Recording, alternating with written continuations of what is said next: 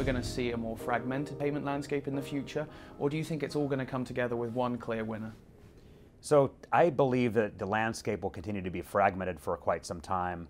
When you look at what's happening with global e-commerce and you have the Pan-Asian and Asian markets that are growing at 25% plus, you have Eastern Europe that's growing at double digits, 17, 18%. When you look at those landscapes and you think about how people are paying in those jurisdictions, they're using these local payment schemes, these alternative payment methods, and that's going to continue to dominate, at least from a US standpoint. We need to be aware of that. So certainly card is still dominant around the world, Visa, MasterCard, Discover, American Express, but as these local payment methods continue to grow and become really more effective for those local consumers purchasing online goods and services from merchants around the world, that's going to continue to become more fragmented. So you'll have merchants across the globe asking about certain payment methods because they're selling goods and services in one country and they're located in a completely entirely different country.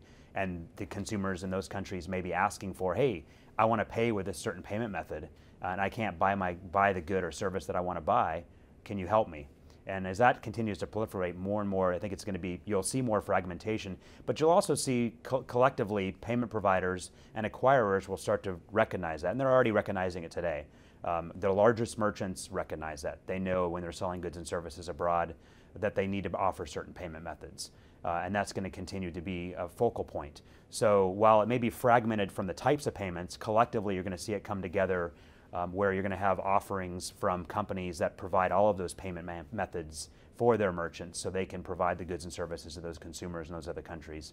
And really that's why PPRO is collectively working with all of the acquirers to provide dozens and dozens of methods to the acquirers so they can provide it to their merchants. And therefore, they're able to sell their goods and services.